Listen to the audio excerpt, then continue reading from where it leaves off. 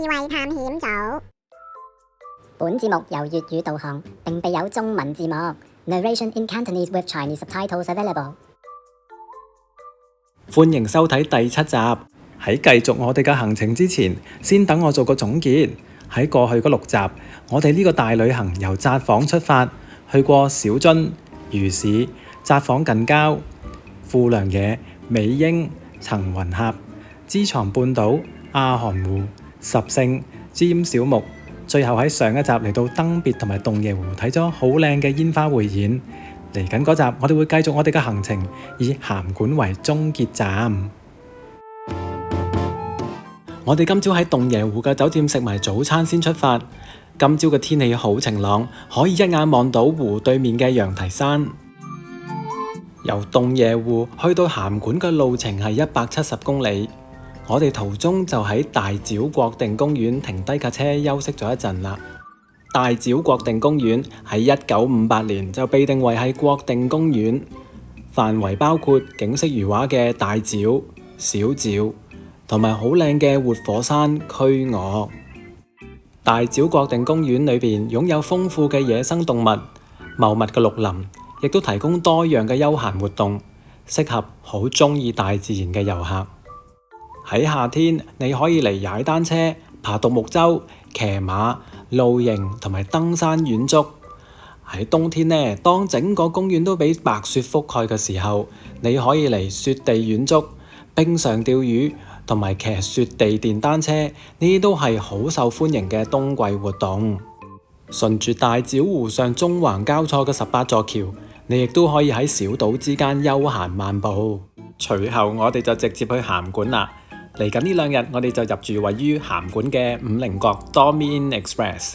放好行李之後，都開始肚餓啦。我哋就喺酒店附近嘅幸運小丑快餐店 Lucky Piero 嗰度食午餐。網上見到啲人話呢度嘅快餐好好食，真係冇令人失望喎。呢度嘅漢堡包即叫即整，仲要幾足料，洋蔥圈仲要炸到好香好脆，非常之令人滿足啊！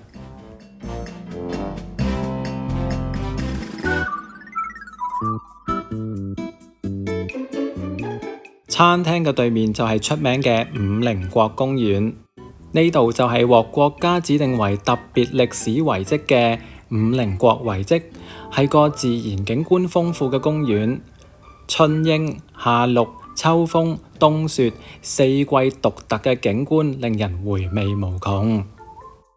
登上隔離嘅50閣塔展望台上面，你可以將巨大嘅星形城郭一覽無遺。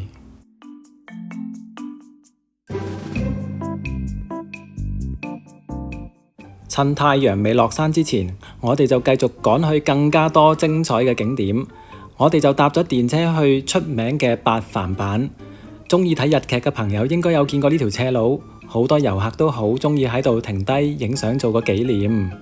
附近亦都有好多特色嘅歷史建築物，例如呢個函館東正教堂，都好值得嚟睇下。時間掌握得啱啱好。我哋行到去登山纜車站，搭纜車上函館山。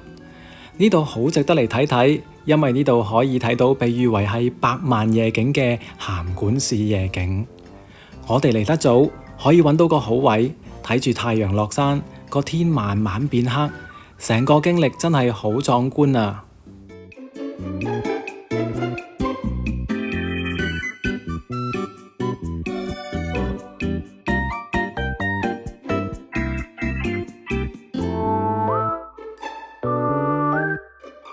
喺山頂上面吹風吹到凍凍地，翻落嚟山腳又有啲肚餓啦。我哋就去咗金森紅川倉庫嗰度食個晚飯。今晚嘅晚飯就係回轉壽司。嚟到日本，就算食個簡簡單單嘅一餐都係好開心嘅。第二朝，我哋就一早嚟到函館朝市呢度湊熱鬧啦。呢度有好多得意嘅嘢食，例如係帆立貝啦、燒北寄貝同埋烤薯仔。不過嚟到函館最緊要嘅就係試下呢度最出名嘅魷魚。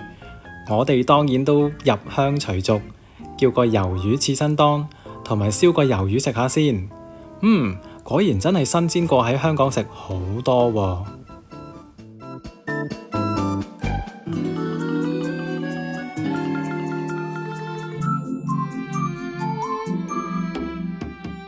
喺超市嗰度，你會見到一啲商店賣生果，例如係北海道最出名嘅蜜瓜。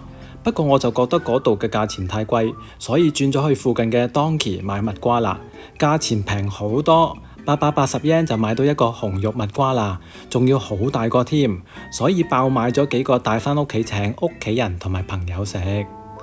我哋另外仲買咗啲呢度最出名嘅超甜粟米帶返屋企做手信添。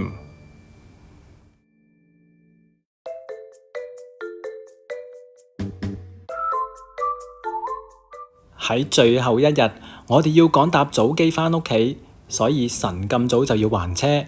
機場嗰度冇乜特別嘅商店買嘢，所以記住嚟機場之前就要買定好手信啦。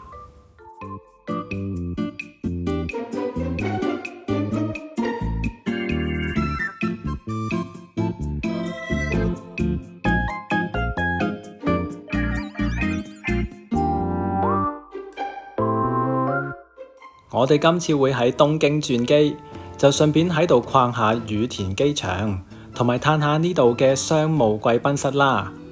我覺得呢度嘅擔擔麵冇香港嗰啲咁好食，但係水準都唔差㗎。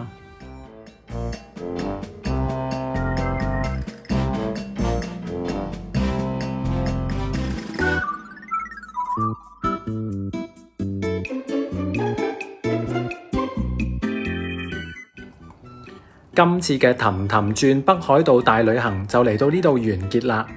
不過鍾意北海道嘅朋友又唔使咁唔開心，因為緊接住呢個系列，我哋會推出一個白雪北海道之旅。依家就俾住啲預告片俾大家睇啦，去片！